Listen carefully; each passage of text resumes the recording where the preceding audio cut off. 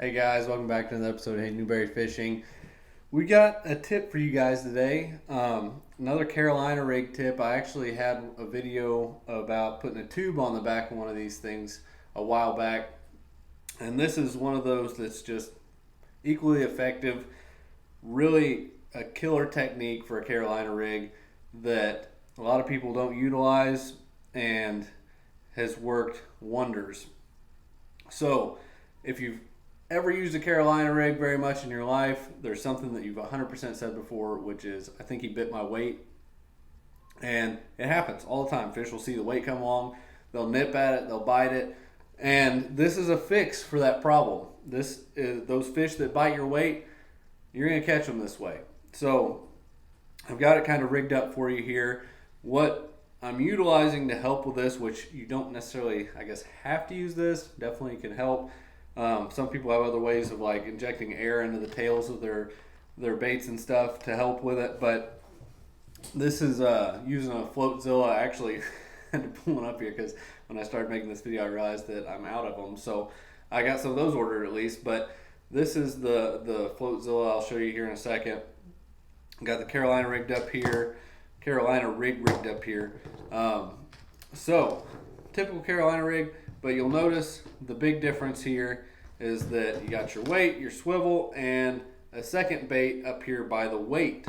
So what I've tried and seems to actually work pretty well is take in between your weight and the swivel you have up here, and straight tail worm works really good. And you take a Floatzilla and put it on the tail so that when you're dragging this thing, this worm is standing up on the front end of this. So you got your Carolina rigged up here, and then this worm on the front will be standing up as you drag along the bottom. I'm having trouble getting a hold of everything here, but pretty much it's going to be a lot longer than this. I don't know if I'm still in the view over here, but this is just a short setup so that I could do this video. But that is kind of the effect that you're going for. So when those fish come up, they're going to come along, and instead of your weight, they're going to see this worm just standing on the bottom there. And essentially, you're probably going to catch all those fish that wouldn't have, for whatever reason, bit this back here because they would have nipped at your weight and you would have set the hook on them and not got them. Now, I'm going to show you guys what the Floatzilla looks like here so you got kind of an idea, but you can always Google it.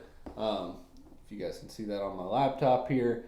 It's literally just screws into the back of your worm there so that it stands up on the bottom and sets it up straight, drag along. Obviously, this technique works a lot better in rocky situations, not necessarily as much in grass. When I had talked before about putting a tube on the back of a Carolina rig, it was more, to me, which it works, definitely does work in rock too, but it helps the bait float a little higher in the grass. So this technique is, I use it primarily when I'm fishing a Carolina rig around like shell beds, rock, big flat areas without a lot of grass in them. I'm not going to use this very much if there's grass because the weight is going to bring it down. This is going to be all mangled up in the grass and you're going to get this hung up and everything. I wouldn't really try to use this in grass. It's probably going to be more annoying than anything. But fishing rock, shell beds, flat bars or anything like that, points, this is probably going to help you. So anyway, thanks for watching the video, guys. Hope this helps you guys out. Catches you a lot more fish. Stay tuned. Subscribe to the channel.